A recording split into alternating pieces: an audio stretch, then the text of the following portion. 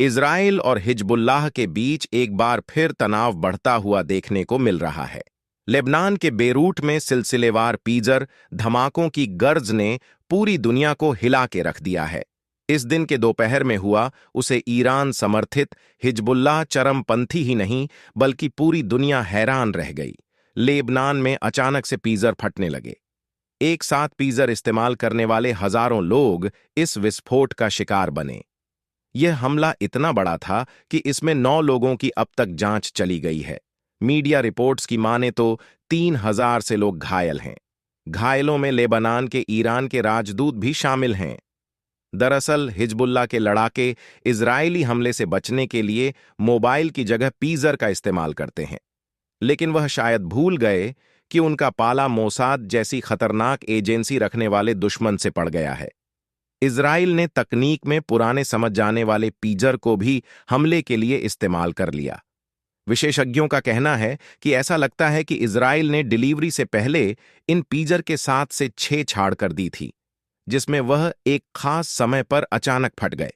अब मंगलवार को लेबनान की राजधानी बेरूट में हुए सिलसिलेवार पेजर धमाकों के बाद हिजबुल्लाह ने इजराइल से बदला लेने की धमकी दी है।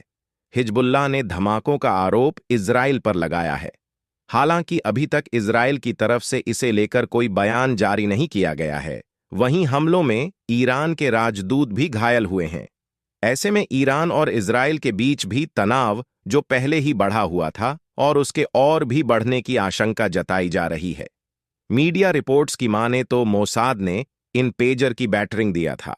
मंगलवार को एक ही समय पर इन पीटर्स को हैक कर संगीत बैटरिंग सुरक्षा सूत्र के हवाले से बताया कि प्रत्येक पेजर में 20 ग्राम से कम वजन का विस्फोटक रखा हुआ था।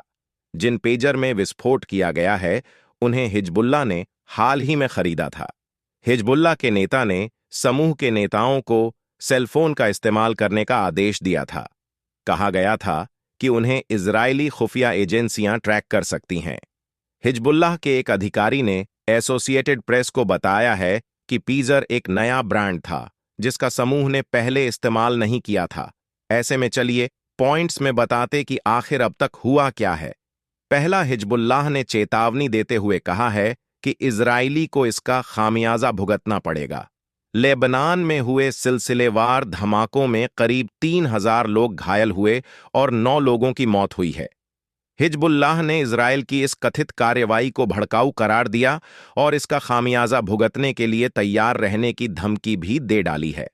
हिजबुल्लाह ने कहा है कि धमाकों में इसके 2 सदस्यों की मौत हुई है और मृतकों में एक युवा लड़की भी शामिल है। लेबनान के स्वास्थ्य मंत्री फिराज बैद ने कहा है कि 2800 लोग घायल हुए हैं और इनमें से कई की हालत गंभीर है। अधिकतर लोगों के मुंह, हाथ और पीठ पर चोट लगी है। मीडिया रिपोर्ट्स के अनुसार लेबनान में नियुक्त ईरान के राजदूत भी पीजर धमाकों में घायल हुए हैं। हालांकि उनकी हालत गंभीर नहीं है। ईरान के विदेश मंत्री ने इसे लेकर लेबनान के विदेश मंत्री के साथ टेलीफोन पर भी बातचीत की है और राजदूत की सेहत के बारे में जानकारी ली है। मीडिया रिपोर्ट्स के अनुसार इजरायली खुफिया एजेंसी मोसाद ने इस हमले को अंजाम दिया है।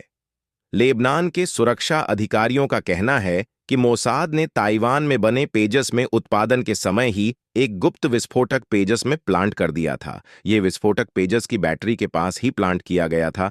जैसे ही कोड डाला गया वैसे ही विस्फोटक फट गए और असर से बैटरी में भी धमाका हुआ है। वहीं अमेरिका ने पीएच धमाकों से अनविजेंट के बारे में कोई जानकारी नहीं है और उनका इस घटना से कोई लेना देना भी नहीं है। लेबनान में हुए हमले ऐसे वक्त हुए हैं जब इजराइल ने हिजबुल्लाह के खिलाफ लेबनान में हमले करने का ऐलान किया है। बता दें कि हिजबुल्लाह गाजा युद्ध की शुरुआत से ही हमास का समर्थन कर रहा है और इजराइल पर रॉकेट हमले कर रहा है। इजराइल की तरफ से भी हिजबुल्लाह के हमले का जवाब दिया जा रहा है। वही हमास चीफ इस्माइल की तेहरान में हत्या के बाद से ही ईरान और इजराइल के बीच तनाव चरम पर है।